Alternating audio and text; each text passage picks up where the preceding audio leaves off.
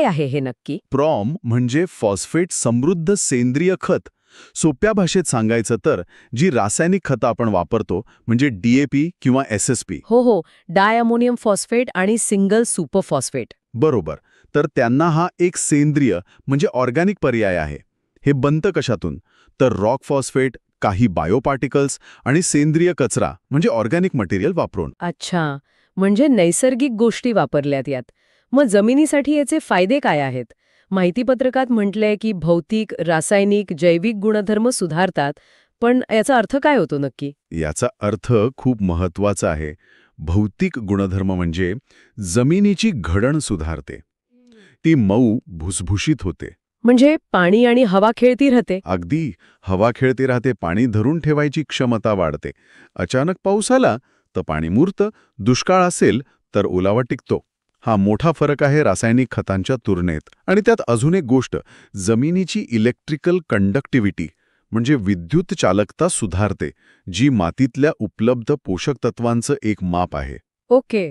आणि रासायनिक आणि जैविक गुणधर्मांचं काय? रासायनिकदृष्ट्या हे जमिनीचा pH म्हणजे सामू नियंत्रित ठेवायला मदत करतं. जमीन जर जास्त ॲसिडिक किंवा अल्कलाईन झाली असेल तर प्रॉम त्याला पिकांसाठी योग्य पातळीवर आणायला मदत करतं. एक प्रकारे बफरिंग एजंटसारखं. आणि जैविकदृष्ट्या बघितलं तर जमिनीत जे चांगले सूक्ष्म जंतू असतात ना, हो, मायक्रोब्स वगैरे. हो बरोबर, त्यांची वाढ आणि त्यांची ॲक्टिव्हिटी म्हणजे कार्यक्षमता वाढवते. हे जंतू मग सेंद्रिय पदार्थ कुजवून पिकांना अन्न देतात. आणि हो, ह्युमस बनायला मदत होते. ह्युमस म्हणजे जमिनीचा जीवच. आणि चांगली रचना म्हणजे जमिनीची धूप पण कमी होते, हो ना? अगदी, माती वाहून जात नाही. म्हणजे जमिनीचं आरोग्य अगदी चहूबाजूंनी सुधारतंय असं दिसतंय. मग साहजिकच पुढचा प्रश्न येतो की पिकांवर याचा कसा परिणाम होतो. पिकांसाठी याचा एक मोठा फायदा म्हणजे हे स्लो रिलीज खत आहे. स्लो रिलीज म्हणजे रासायनिक खतांसारखं सगळं पोषण एकदम मिळत नाही. पिकाला जशी गरज असेल तसं हळूहळू मिळतं, खास करून फॉस्फरस. याचा फायदा असा की पोषण वाया जात नाही, शेतकऱ्याचा खर्च वाचतो आणि पर्यावरणावरचा ताणही कमी होतो.